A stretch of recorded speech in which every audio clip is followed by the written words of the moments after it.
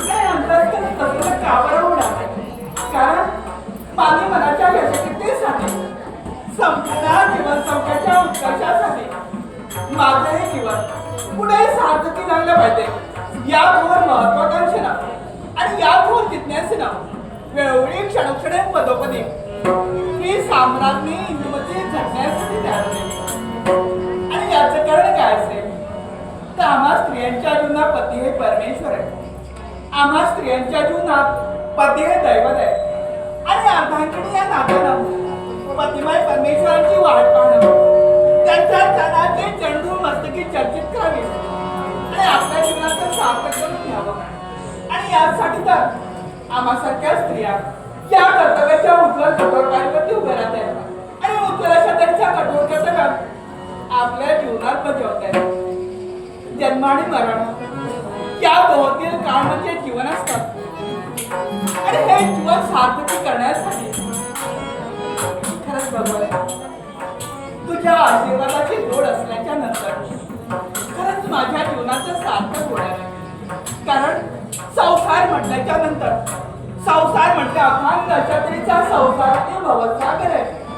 आणि संसारातील भवसागरात तरुण जायचं असेल ना क्षणभर नौका रूपात मी लागते. पण ही नौका पहिले जाणार तरी कशी? तिला खरी साथ तिला खरी जोड कुणाची पाहिजे नावाडी प्राणेश्वर तुमच्या सहकार्याशिवाय हा आपला संसार यशाच्या उच्च शिखरावर कसा केवळ राहणार आहे.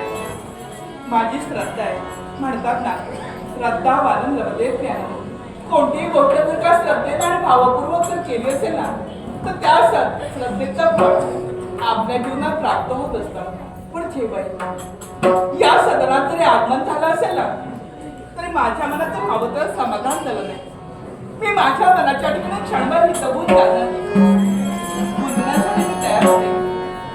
पण हितगुज जरी करत असले असेल ना तर विचार करते एकाच गोष्टीचा आणि ती कोणती असेल माझ्या सौभाग्य धन्यांची वाट. आजच्या दिवशी त्यांचं येणं झालं नाही. त्यांचं जोपर्यंत दर्शन होणार नाही त्यांची जोपर्यंत सेवा माझ्या हातून घडत नाही तोपर्यंत माझ्या मनाचं समाधान होणं आवश्यक आहे. या समाधानासाठी जातक पक्षाकडून वाढ पाहण्यासाठी मी तयार होते.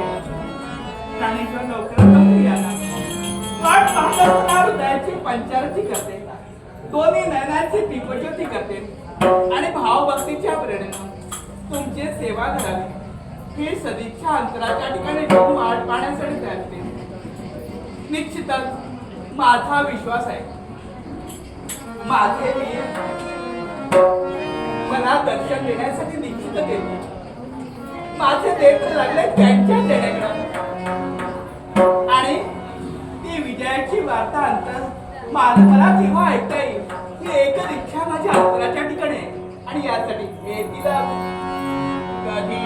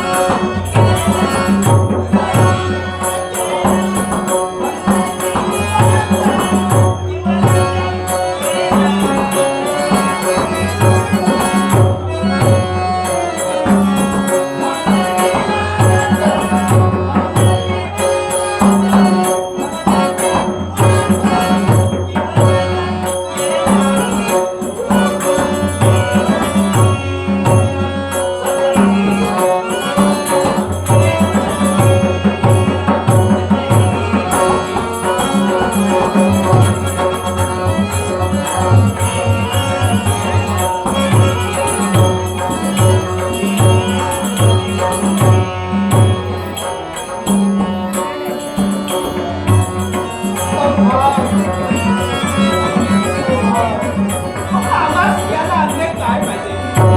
त्या क्षणाची आतुरता माझ्या अंतर्मनात होती. माझ्या जीवनातील परम भाग्याचा सुखद क्षण, आणि तो सुखद क्षण कोणता असेल?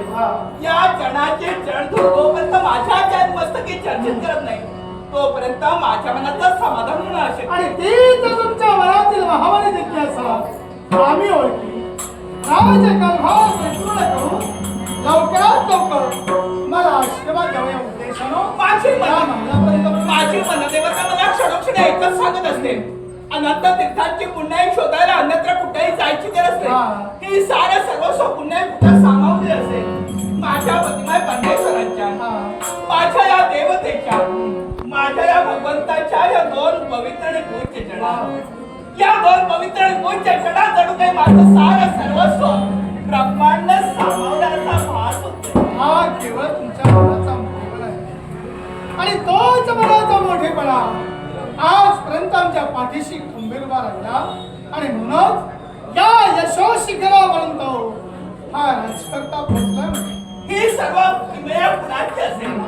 आपण ज्या भगवंताची एक निष्ठतेनं भक्ती करतोय, अर्थात त्या भक्तीचा प्रसाद म्हणायला हरकत नाही. आणि अंतरात एकच विचार वावरत आहे, काय तो? नेहमी तुमचं स्वागत करण्यासाठी माझे नेत्र आसुसलेले असतात.